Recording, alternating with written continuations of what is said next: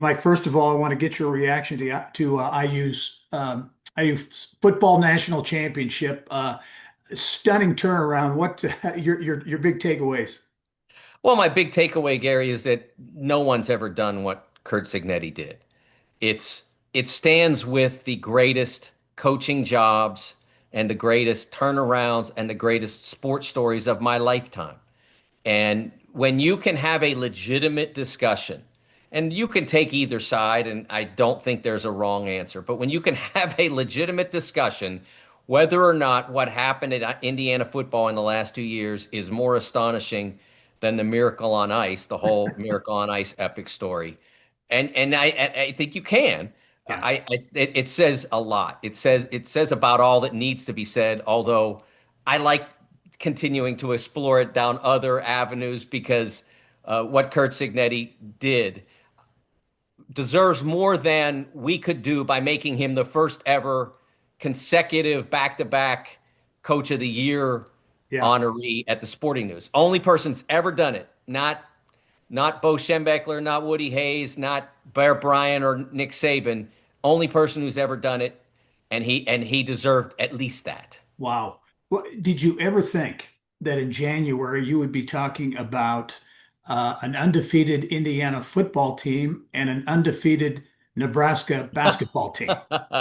Well, I think that says a lot about where college athletics are now, that it's not just reserved for the established long-term powers any longer, especially football, which had been really very specific to Ohio State, Michigan, Alabama, Georgia. Those teams had advantages historically that were hard to overcome and hard to forfeit. It took Nebraska a long time to get removed from its great history, and I know they want to get back there, but it's not easy to let that get away. So I think that for Indiana to come into that club and just start changing the furniture, so to speak, that's really amazing. And it's a little bit less so in basketball because it takes fewer players, and if you get just the right mix, you can do that. We've seen it before, but it's still not common. And Nebraska has a ways to go before they achieve anything similar to what the Hoosiers did. But they're having a wonderful year and they're fun to watch. And Fred Hoiberg's a great person and a terrific coach. And it just makes Big Ten basketball all the better. To that point, has NIL essentially leveled the playing field a bit in college sports? I think it has to an extent, but I think that the immediate eligibility component of the transfer portal has done more of it. Because yes, everybody's getting money now, but those with more money can still assure that they're at least in the picture. You can make more mistakes than others. Indiana didn't do what it did by having more money and spending more money. They did it by making fewer mistakes than anyone. And Nebraska certainly didn't do what it did by having more money and spending more money because they don't have elite prospects. They didn't rake the transfer portal for that much. So it's really more about the ability to go and plug holes quickly, or in the case of Indiana football, transform your program quickly, because you could bring the core of the Indiana football success was the players who came with Kurt Signetti from James Madison. It wasn't the only component, but they were an excellent group, and they formed a foundation that players like Fernando Mendoza could complement. Is this NIL model, do you think it's sustainable for the long term? It may not be sustainable at the same level financially. It may not be because at some point, the people with the money could say, I don't want to do this any longer. But we're into year 4 or 5 or so, and the money has only escalated since this all began. I know there's a lot of people who believe Charles Barkley contended that he used that very word, unsustainable, because in his mind, he's not willing to spend on it any longer, which is fine. I don't tell you what to spend your money on. If you don't think it's worth your while, that's fine. But it seems to me that it has only escalated. over the last couple of years.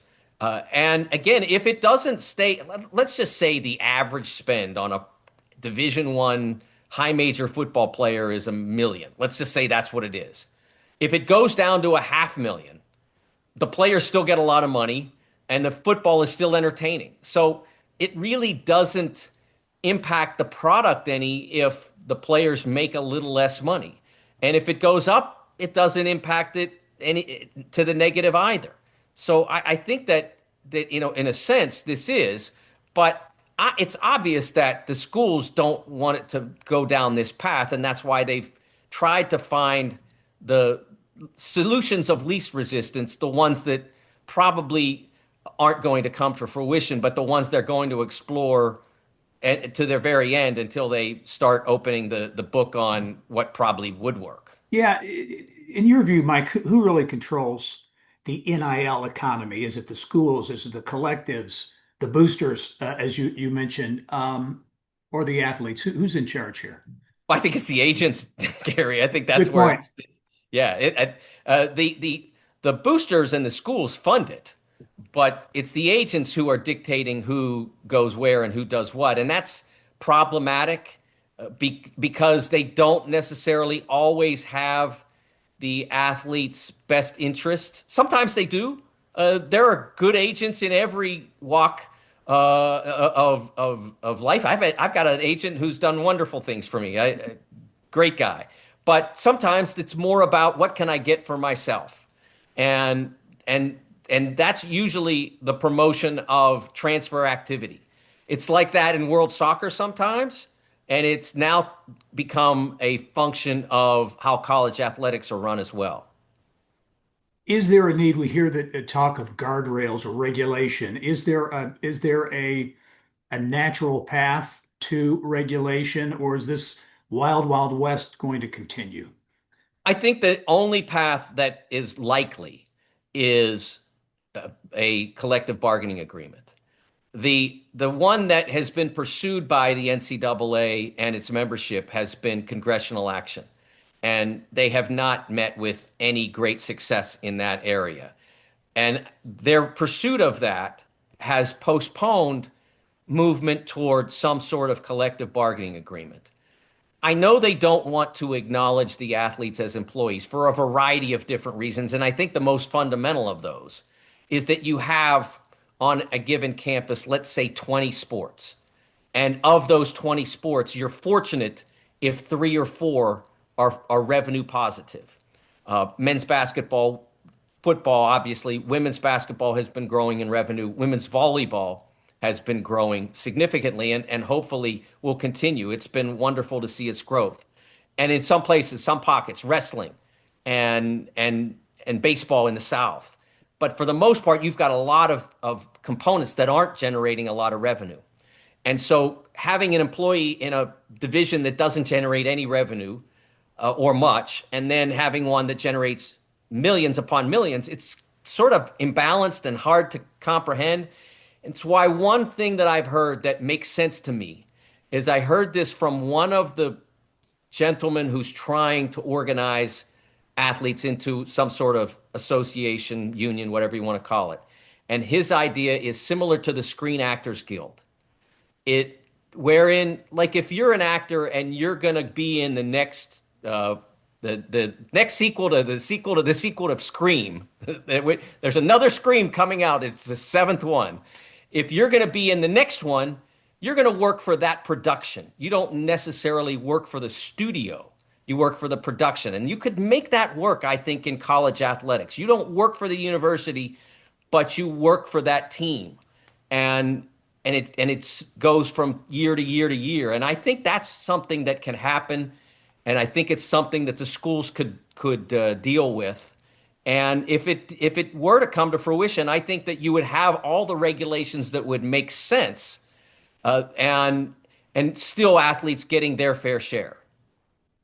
So in any event, there's a new business model for college athletics. Is it a model closer to the pro sports model that is going to be the new normal going forward? I think there are some similarities to professional sports, but it's still very different, and especially in the current state, because in professional sports, the difference between the two is the reason there's so little transfer activity or team changing in professional sports is that you can sign multi-year contracts, and you're encouraged to sign multi-year contracts if you're a star player. Whereas in college athletics, that doesn't come up a lot. The case at Duke, there's an athlete who is wanting to transfer now after having already committed himself, committed his NIL rights to his current school at Duke. And that athlete is going to be a test case for even how solid the contracts that you sign for the next coming season are. That's something that still has to be established. But it's hard to instill rules in terms of who can play and how long they can play and what the parameters of that are when you don't have any structural relationship between the athletes as a whole and the universities as a whole. So universities and certainly athletic departments, programs dealing with this new normal, it's roster management, those kinds of things come into play in a big way. Oh, without a doubt. And it's part of why many coaches have been disappointed, frustrated, and even angry at times, because it's made what were already extraordinarily difficult jobs into jobs that have almost no time for anything else. And I sympathize with that. When it was just standard recruiting, and if you got the recruit, you probably had that athlete for a period of multiple years, and now you have to constantly be concerned about, is this athlete going to stay? Do I have to replace this athlete? That concern never goes away. I totally sympathize with the coaches in that regard.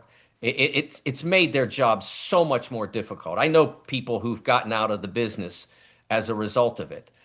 But at the same time, it's not reasonable for coaches to be making $13 million a year in the case of Georgia's Kirby Smart, and for the athletes to receive no financial compensation beyond their athletic scholarship. That imbalance is too great in today's world. With players coming to schools for a year and leaving, or 2 years and leaving, in that in and out scenario, is there damage or will there be damage done to the sport? Let's say college football, the passion, the connection, the emotional connection that fans have to schools because they don't see players who come there, develop, play for the school, and go on. Is there that risk? I think it's a risk, Gary, and I hear it sometimes. I hear it a lot. I'm not as invested any longer because my school, you don't know whether the athlete's going to be there. Well, at the same time, we've had early entry in the NBA draft for 50 plus years. We've had the age limit rule, which created the one and done phenomenon for close to 20 years. And so Anthony Davis went to Kentucky for 1 year, and and Kentucky fans still identify with him because he won them a championship. He was a great player, National Player of the Year. He's gone on to the NBA. That's one of our guys, according to Kentucky fans. So I think that it's harder. It's more of a challenge for the fan to keep track of who's on their team.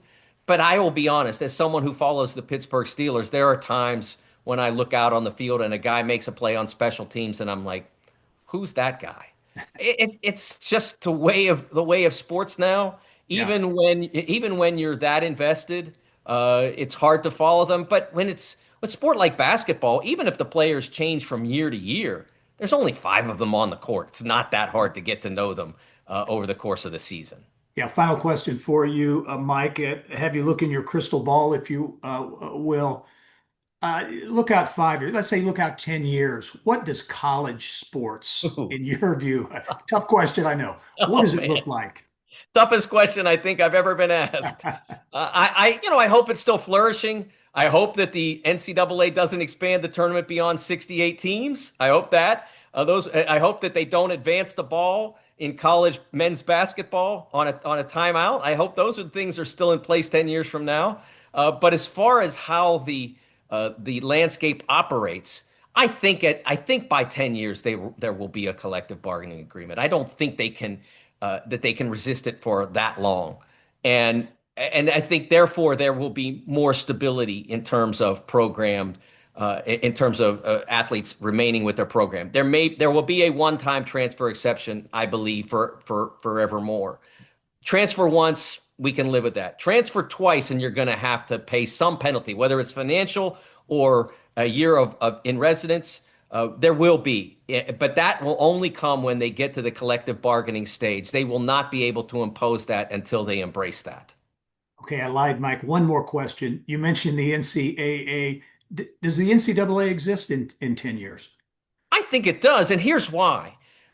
When the House settlement was signed and sealed, and however they do it in court, they put a significant financial burden, part of that settlement, on what we call mid majors and low majors, teams that are not playing at the very highest level, Big Ten, SEC, Big 12, ACC. And those schools are bearing a lot of it, but a lot of it is going to the Northeast Conference and the Mid-American Conference and the Southland. They're having to pay as well. And in order to fund that, the only way to fund that is the NCAA men's basketball tournament. They're having to take some of the revenue out of the raise in pay that is in the television contract that goes into force this year and put it into the House settlement. So you can't force them to do that if there's no NCAA tournament. So that, to me, cemented the existence of the NCAA and the NCAA tournament for at least the next decade. After that, I can't say. But the predicted dissolution of the NCAA, I've never bought into. Could the football people go do their own thing? Yeah, they could. They could do. They already are. The college football playoff is, other than in some playing regulations, not under the direction of the NCAA. So they don't need to go to all the trouble to put a league office somewhere and hire a commissioner and all the rest of that to do what they're already doing. Mhm. Good.